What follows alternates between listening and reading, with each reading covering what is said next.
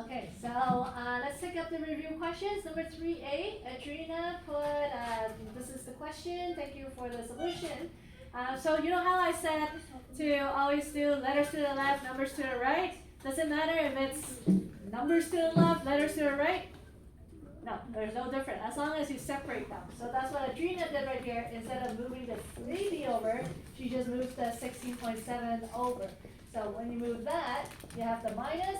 So when you subtract it, you get the 37.2 equals 3B, and then you would divide it. So when after you divide it, right here, you want B by itself. So when you want B by itself, what are you actually dividing?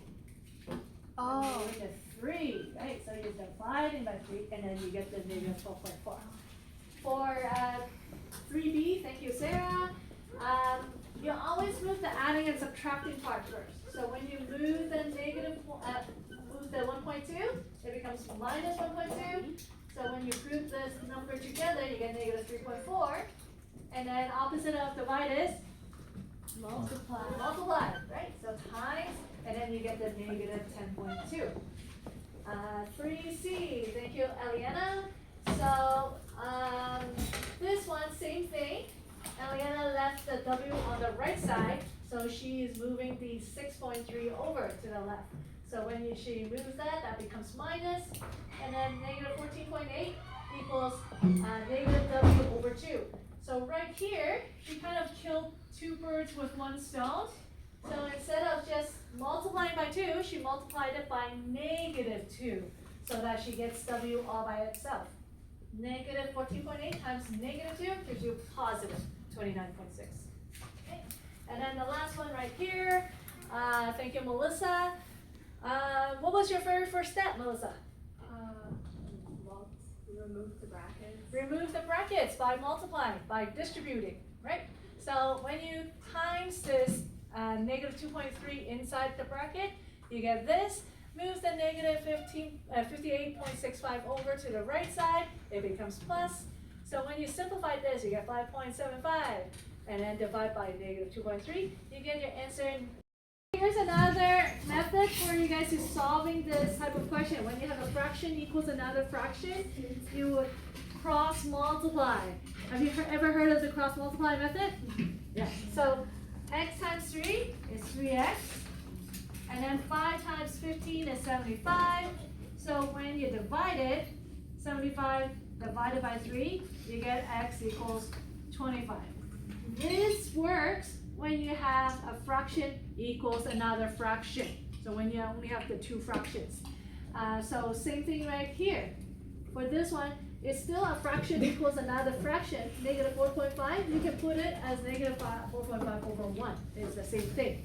So when you cross multiply, you have the negative 4.5 times 8, and then you would divide that negative 4.5 over to get 80 by itself. So negative 72 divided by negative 4.5, you get the 16 as your answer. Okay. For this one though, can we use this cross multiply method? What do you guys think? Can I use the cross multiply method for this one? No, because there's 3 terms. This method only works when there's 2 terms. When there's 3 terms, there's 2 different methods that you can do. So what Ethan did was he did lowest common denominator right here. He moved it negative 1/3 over, and then he did lowest common denominator to add the fractions. The other method that I was telling you guys is you can multiply everything by the lowest common denominator, which is 15, and then to get rid of your fraction in the second step. Both method works, both methods you'll get the same answer. So let's go over Ethan's method. He moves it this over, you got the plus 1/3. So between 5 and 3, your lowest common denominator was 15. When you add the numerators together, you get the 2 over 15. And then divide, since you're multiplying by 2 on this side, it means you're dividing by 2 on this side. So divide by 2 is the same as timesing by 1 over 2, and then you get 2 over 30. If you left 2 over 30 as your final answer, what will happen? What will happen if you leave this as your final answer on the test? 2 over 30? Yeah? Half mark. Have to mark up because you have to reduce. Always have to reduce. 1 over 15. Alright? Your question was in fraction form, so your final answer should be in fraction form. 7B, thank you, Con. So letters to the left, numbers to the right, you're basically moving those over and then dividing, you get the negative 5.5. Why is decimal allowed here? Because the variable has decimals in it. Because, yep, The question's in decimal format. right. The original question had decimal. So if the original question has decimal answers are allowed. If the original question has fractions, then your final answer should be in fraction form. Right? Right here, 7E, this is the method I was talking about. You have a whole lot of fractions. I don't like fractions. I don't like decimals. I don't like, one thing I've seen on the test is you guys change it to decimal in the first step. No decimals, because the question is in fraction form. So what should you do? Times everything by the lowest common denominator. In this case, times everything by 24. 3 times 24 divided by 2, you get 36x. 4 times 24 divided by 3, you get plus 32. 5 times 24 divided by 8, you get 15x. 5 times 24 divided by 2, you get the 60. Look at that. After one step, no more fractions. It's nice and clean. You just move this to the left, that to the right. Change the sign.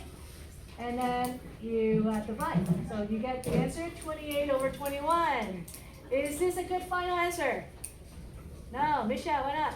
Because it's not simplified. It's not simplified. Should I put 1.3 as my answer? Catherine? No, why? Because the original It's in fraction form. So you can either put x equals 4 over 3 or 1 and 1/3. Okay, both answers would be good. Not this, not 1.3. Alright, last one right here. Thank you, Melody. So your first step, what did you do? What property did you use? Distributive. Distributive properties, which means you're multiplying it into everything inside the bracket. So this times this times this, and you have 10.8 minus 5.4p.